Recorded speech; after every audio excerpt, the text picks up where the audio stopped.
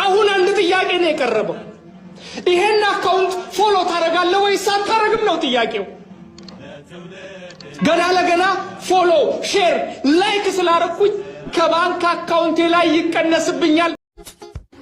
ሰላም ጤና ይስጥልኝ ውድ የዩቲዩብ ቻናል ተከታታዮች እንዴት ናችሁ? ሁሉ ሰላም? ሁላችሁም በያላችሁበት ሰላም ሁኑልኝ። ዛሬም እንደተለመደው በሌላ አሪፍና አስተማሪ የሆነ ቪዲዮ መጥቻለሁ። በዛሬው ቪዲዮ እንዴት አድርገን የኢሞ አካውንት የሌሎችን ሰዎች ማለት ነው እንዴት አድርገን በቀላሉ ሃክ ማድረግ እንደምንችል ወይም ደግሞ መጥለፍ እንደምንችል በዚህ ቪዲዮ አሳያችኋለሁ። አብራችሁን ቆዩ። ለዚህ ቻናል አዲስ የሆናችሁ ካላችሁ ይህንን ቻናል ሰብስክራይብ በማድረግ የደውል ምልክቷን በመጫን ቤተሰብ ይሁኑ።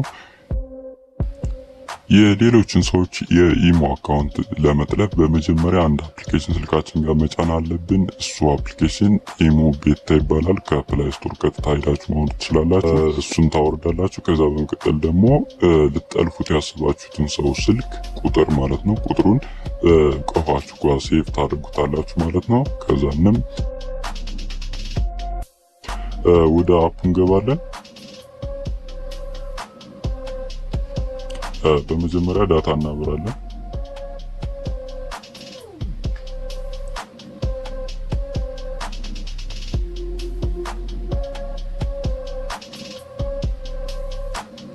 በመቀጠልም ልንጠልፎ ያስብነውን ስልክ ቁጥር እዚህ ጋር እናስገባለን ማለት ነው። ሴቭ ማድረግ አለብን። ከዚህ በፊት ግን ልንጠልፎ ያስብነውን ስልክ ማለት ነው እዚህ ጋር ሴቭ ያደረግነውን ስልክ እዚህ ጋር 9 ብለን እንጀምርና እንጽፋለን ማለት ነው።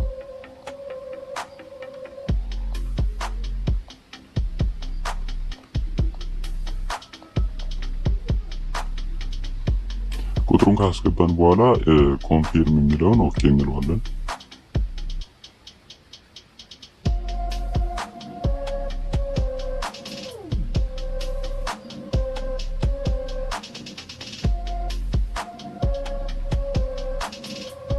ይሄው እዚህ ጋር እንደምትመለከቱት ወደ አካውንቱ ገብተናል። ምንም ፓስወርድ አልጠየቀንም ማለት ነው። ሜሴጅ ምናምን ላክላችሁ ምናምን የሚል ጽሑፍ አልመጣም። ቀጥታ ስልክ ቁጥሩን ብቻ አስገብተን ነው ማለት ነው ወደ አካውንት የገባን። ስለዚህ በዚህ መንገድ ኢሞን መጥለፍ እንችላለን ማለት ነው። የዛሬው ቪዲዮ ይህንን ይመስላል። ቀጣይ በሌላ ቪዲዮ እስከምንገናኝ ቻው።